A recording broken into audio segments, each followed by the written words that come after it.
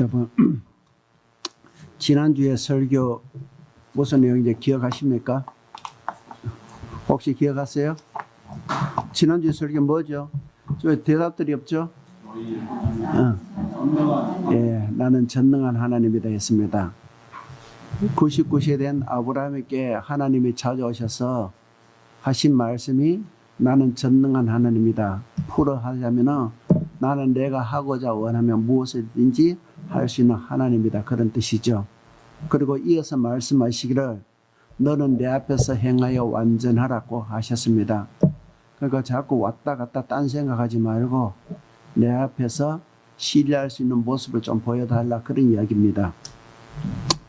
자, 그런데 그러고 나서도요, 성경 보면은 하나님이 이 아브라함이 못내 믿지 못하셨던 것 같아요.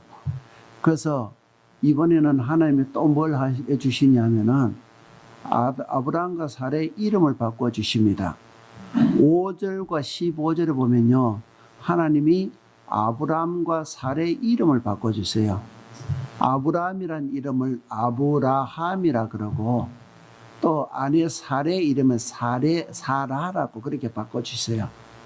아브라함이라는 이야기는 열국의 아비란 뜻이고 사라라는 뜻은 열국의 어미라는 뜻이에요. 그러니까 이렇게 하나님이 이 두 사람의 이름을 바꿔준 거예요. 여러분, 모든 이름 속에는 소망이 담겨져 있어요.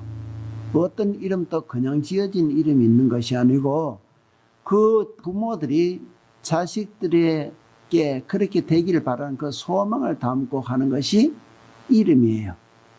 그래서 부모들은 자신의 꿈을 갖다가 자식들의 이름에 담아서 그 이름대로 되기를 원하는 그 소망을 담는 거예요. 그런데 당시 중동 문화권에서는요, 이 이름이 그것보다 좀 더 특이한 의미가 있었습니다. 중동 문화권에서는 이름을 지어준 사람이 그 이름을 지음받는 사람의 대상자 인생을 책임져 준다는 그런 의미가 있었어요. 그러니까 당신의 이름, 단순히 이름만을 지어주는 것이 아니라 이름을 지어주면서 동시에 그 사람의 인생도 책임져 준다, 그런 의미가 있었어요. 그런데 그것을 지어주는데 그 약속을, 그러니까 그 이름을 지어주는 그런 약속을 담고 있는 것인데 그 이름을 지어주면서 그걸 약속을 갖다가 자기 명예를 걸고 지킨다는 거예요. 여러분, 중동에는 지금도 그렇지만 중동에는요, 그렇게 명예를 소중하게 여겨요. 그 명예를 지키기 위해서는 목숨도 거는 것이 그 문화예요. 그런데 그런 문화권에서 지금 하나님이 아브라함과 사라의 이름을 아브라함과 사라로 바꿔주셨단 말이에요. 네 이름은 이제부터 열국의 아비가 될 것이다. 내 이름은 지금부터 열국의 어미가 될 것이다. 이렇게 바꿔주셨단 말이에요. 그러니까 그 말은 무슨 의미겠어요? 하나님이 당신의 명예를 걸고 그렇게 만드시겠다는 그런 약속이에요. 여러분, 하나님이 그런 약속을 당신의 명예를 걸고 그렇게 약속을 하셨다면 이거보다 더 완전한 약속이 어디 있겠냐고요. 자, 그런데 그렇게까지 하셨는데도 불구하고 여전히 하나님은 아브라함이 믿지 못하신 거예요. 아무리 하나님이 그렇게 하셔도 또 아브라함 부부가 또 딴짓거리 하면 어떻게 해요? 또 딴소리하고 딴짓거리하고 그렇게 하면 어떡합니까? 그래서 하나님은 이번에는 이들 부부에게 다른 명령을 하세요. 그것이 오늘 말씀이에요. 10절 11절 말씀에 너희 중 남자는 다 할례를 받으라. 이것이 나와 너희와 너희 후손 사이에 지킨 내 언약이니라. 너희는 포피를 베어라. 이것이 나와 너희 사이의 언약의 표징이니라. 하나님이 아브라함에게 그 집에 속한 모든 사람들은 할례를 받으라고 하신 거예요. 지금까지 하나님이 일관되게 약속만 해주신 거예요. 내가 너에게 자녀 주겠다. 내가 너희 부부에게 자녀 주겠다. 그렇게 약속만 해주신 것이고 또 좀 전에부터 이름만 바꿔가지고 내가 이렇게 이렇게 해주겠다 그렇게 약속을 해주시지만 아무리 이렇게 하나님 하시면 뭐 하냐고 그 사람들이 따르지 않고 기다리지 않으면 대책이 없는 거예요. 그게 이게 계속 하나님이 하다 보니까 도저히 아무리 하나님 하셔도 이 사람들이 자꾸 딴짓을 하니까 하나님이 이제 너희도 나한테 약속을 하나 해달라 그런 거죠. 그것이 할례란 말이에요.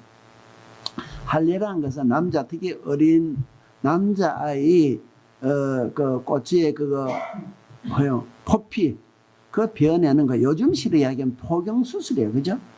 요즘도 우리 아이들이 자라면은 어릴 때 남자아이들 어릴 때 이비인후과 비뇨기가죠. 이비인후과 이비인후과 가면 큰일 납니다. 비뇨기과 가서 이제 포경수술 해주는데 요즘 그걸 해준 거는 위생적인 개념이에요. 그죠? 위생의 개념인데 이 당시에 이 할례는 그런 위생 같은 그 형태지만 이 당시에는 위생의 개념이 아니라 하나님이 약속을 담고 있는 그런 거예요. 제도였단 말이에요. 그러니까 하나님이 이 할례를 통해서 이 아브라함께 약속을 받고 싶은 거예요. 왜 할례를 통해서 약속을 받고 싶었냐면은 하나님이 약속하셨음에도 불구하고 아브라함이 스스로 뭔가 해본다고 그렇게 나쁜 딴짓거리 해가지고 이스마엘을 탄생시켰단 말이에요.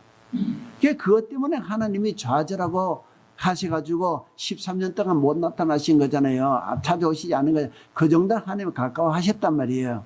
그러니까 하나님이 지금 하신 것은 네가 다시는 그런 짓 하지 않도록 나에게 약속을 해라. 그러면서 그 요구하신 것이 할례 제도란 말이에요. 그러니까 할례라는 뜻은요, 내가 이제 내 스스로는 다시 수단을 찾아서 자식을 만들지 않겠습니다. 그런 약속이란 말이에요. 그죠? 그 의미적으로 확대 해석하자면 자기 죽음이에요. 아브라함에게 이제부터 너는 죽었다고 그렇게 하고 있으라는 거예요. 할례 제도는 나는 지금부터 이제는 움직이지 않고 내가 뭔가 하려고 하지 않고 하나님만 바라보고 나는 죽은 듯이 있겠습니다. 그 이야기란 말이에요. 그 약속이란 말이에요. 그게 말로 해서 계속 안 되니까 이제 몸에 표적으로 남겨서 그렇게 표시로 남겨서 하나님이 약속을 받고 그렇게 일을 하려고 하시는 거예요. 그죠? 그러니까 이거는 죽는 거예요. 하나님이 그렇게까지 하시면서도 아브라함을 갖다가 믿게 하고 주저앉아 있게 하려는 거예요. 그래서 그들의 이름을 바꿔주시기요. 또 그렇게 할례를 행하시면서 오죽 안 됐으면요. 하나님이 그렇게까지 정말 하나님이 하실 수 있는 수단 방법 다 동원하셔가지고 아브라함을 갖다가 좀 입 다물고 죽었듯이 그렇게 기다리고 있게 만들려고 그렇게 하시는 거예요. 여러분 그렇게 하나님이 하셨음에도 불구하고요. 17절에 가면은 이렇게 되어 있어요. 17절 봅니다. 아브라함이 엎드려 웃으며 마음속으로 이르되 100세 된 사람이 어찌 자식을 낳을까? 사라는 90세니 어찌 출산하리요 하고. 여러분 그렇게 했는데도 뭐 아브라함 반응이 어땠다는 거예요? 웃었다는 거예요. 여러분 기뻐서 웃었을까요? 하나님이 자식 주겠다니까 하니까 기뻐서 웃었을까요? 아니 지금 싫어서 웃는 거예요. 그죠? 싫었다는 듯이 웃는 거예요. 그러면서 속으로 말했다는 거예요. 난 지금 100세가 된 늙은 쭈그랑 할아버지고 아내 사례도 90세나 돼가지고 이제는 생리도 끊어져 버리고 이런데 무슨 자식을 갖고 출산을 할 수 있다는 거냐. 여러분 정말 징하게 안 믿는 것 같잖아요. 누구 닮은 것 같지 않아요? 정말 안 믿는 거예요. 그러면서 이어진 18절에 아브라함이 하나님께 이렇게 말했다는 거예요.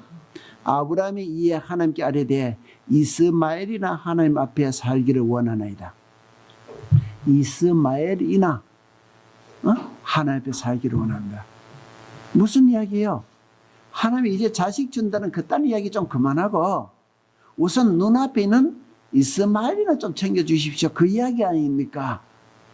여러분 하나님이 이 이야기 되면 무슨 생각하세요? 숨이 탁 막히지 않으시겠냐고. 지금 그렇게 이야기하고 있는 거예요. 여러분 아브라함이 왜 이렇게 하겠어요? 왜 이렇게 하나님의 이야기를 믿지 않고 이렇게 하겠어요? 자기로서는 납득이 안 되는 거예요, 여러분. 그죠?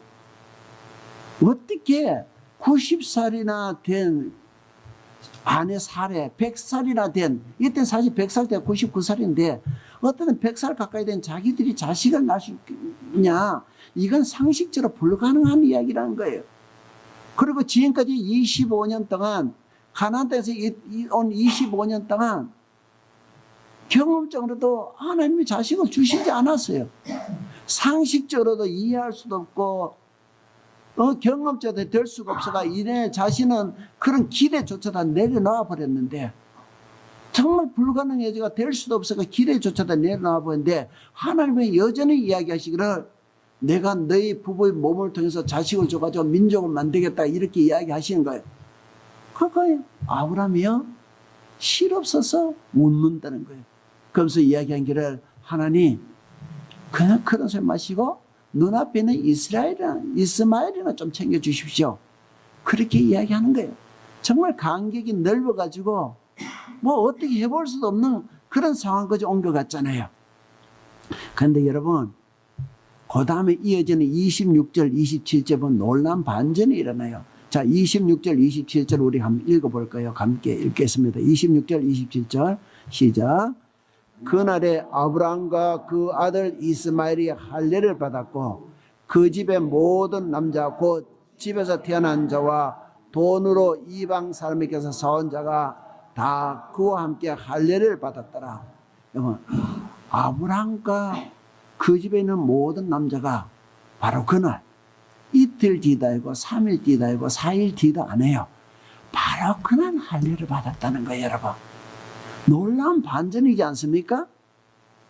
근데 여러분, 아브라함이 하나님의 그 자식 약속을 100% 믿어서 할례 받았을까요?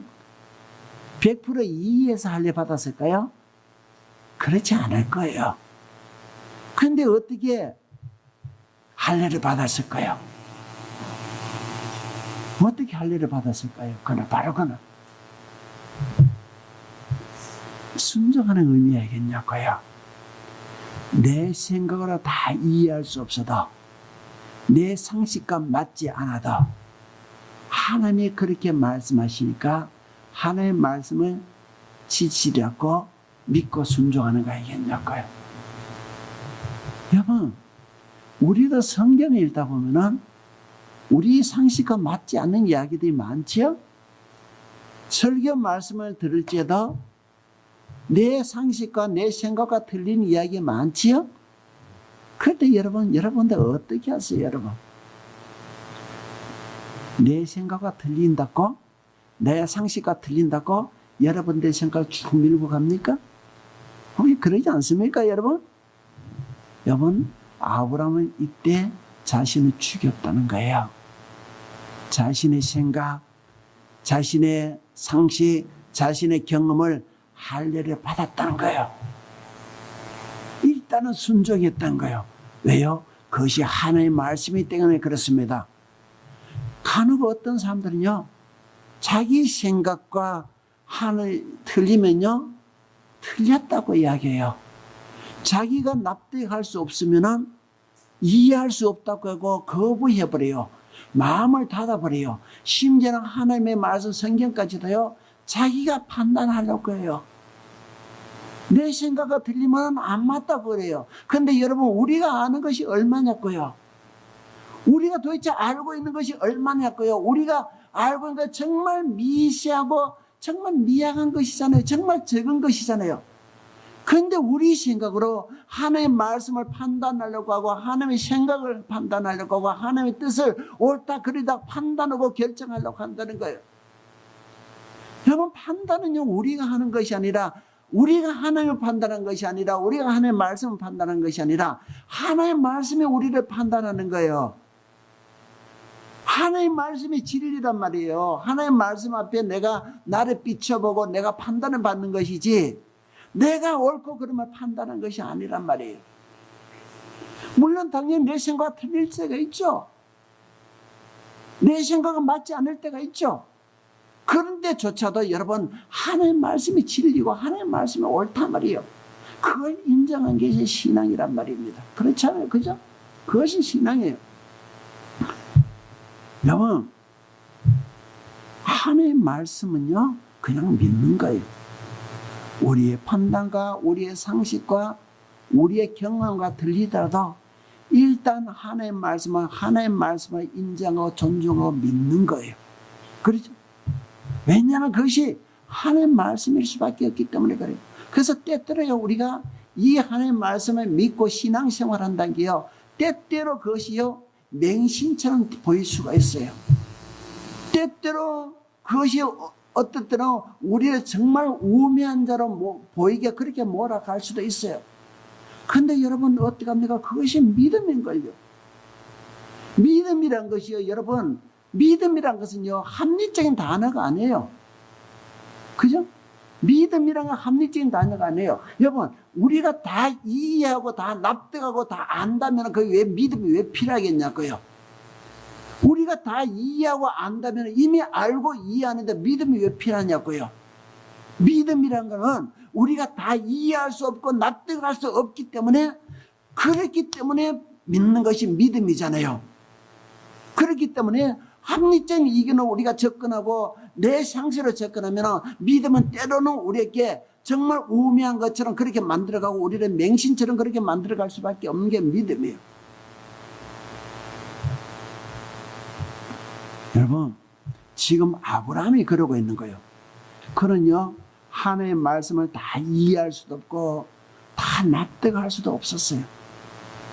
자기 경험으로 말이 안 되었어요. 내가 100세가 됐는데, 사례는 90세가 됐는데, 사례는 생리가 끊어졌는데, 다 늙었는데, 이때 무슨 자식이 난다는 거예요. 우리 몸을 통해서 어떻게 자식이 낳는다는 거냐. 이건 상식적으로 맞지 않고, 25년 지났는데 지금까지 하나님이 자식을 주시지 않았는데 지금 또 여전히 자식을 주겠다. 그 이야기를 어떻게 믿어요?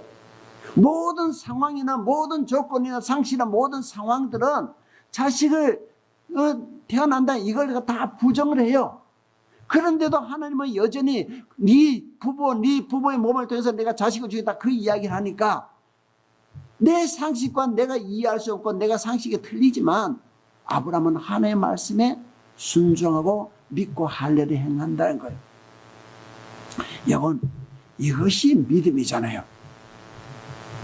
그는 그럼에도 불구하고 할례를 받았던 거예요.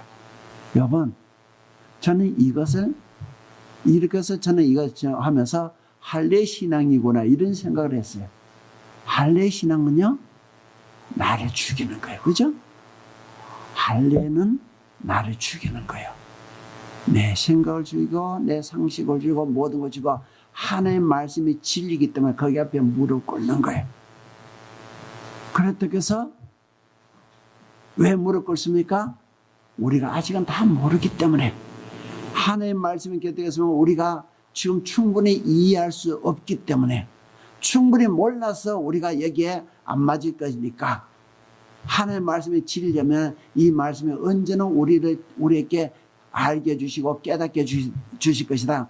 그 믿음을 가지고 우리가 그분 앞에 일단은 순종하고 무릎을 꿇는 거예요. 상식을 죽이고 자기네 판단을 죽이고 하나님의 말씀에 순종해서 그렇게 할례를 행했더니요, 1년 후에 그들 몸에서 약속한 자식이 태어나는 거예요. 여보, 내가 죽으니까요 하나님이 일하셨어요. 여러분들이 하나님의 말씀을 읽잖아요. 읽다가 하나님의 뜻을 깨닫게 될 때가 있을 거예요. 여러분이 하나님의 말씀을 읽어가다가 오늘 이 순간에 하나님이 무엇을 원하시나 뜻을 들을 때가 있을 거예요. 설교 말씀을 듣다가 여러분, 하나님이 오늘 나에게 무슨 말 하시는가 들을 때가 있을 거예요. 여러분, 기도하다가 하나님의 음성을 들을 때가 있을 거예요. 그런데 그것이 내 생각과 틀리고 내 상식과 틀려요. 그때 여러분, 오늘 말씀에서 교훈을 얻기를 바랍니다. 일단은 내 생각을 내려놓으세요. 나는 무지하고 나 아는 건 별로 없어요. 일단은 내 생각을 적고 내 뜻을 내 상식을 적고요, 내려놓고 나를 죽이고 하나님의 말씀에 순종해 보십시오. 그죠? 하나님의 말씀 일단은 순종해 보십시오. 내가 순종하고 내가 죽었을 때 거기서 하나님이 일하시기 시작하신다니까. 그래서 우리가 할 수 있는 거는요, 죽는 거고요. 할례 신앙, 죽는 신앙이 있다면은 살리는 신앙이 있잖아요. 하나님이 행하신 이런 부활 신앙이잖아요. 우리가 하나님 앞에 죽는 신앙을 나가지게, 할례 신앙을 나가지게 하나님이 우리를 갖다가 살리실 거예요. 여러분, 혹시 여러분들 삶에서요, 정말 지질이 풀리지 않고 정말 풀리지 않고 꼬이기만 하는 거 혹시 있습니까? 여러분, 한번 자신의 삶을 한번 자세히 돌아봤으면 좋겠어요. 우리가 풀린 것을 막고 있는 무언가, 우리의 고집, 우리의 순종하지 못하고 우리가 죽지 못하는 혹시 그런 것이 있는 건 아닌지 여러분 한번 살펴봤으면 좋겠어요. 오늘 말씀은 내가 내 신앙에, 내 생각에 할례를 가하고 내가 스스로 죽으면은 하나님의 나를 살려주신다고 하시거든요. 그래서 너는 오늘 말씀을 통해서 내 삶을 한번 돌아봤으면 좋겠어요. 어떻게 한 것이 하나님이 원하신 신앙인지 돌아봤으면 좋겠어요. 오늘 나에게 하나님은 무슨 말씀하신지 돌아봤으면 좋겠어요. 그래서 하나님이 아브라함을 통해서 그런 일을 행하셨듯이 우리 삶을 통해서도 하나님이 일할 수 있는 그런 환경을 일으켜 줬으면 좋겠어요.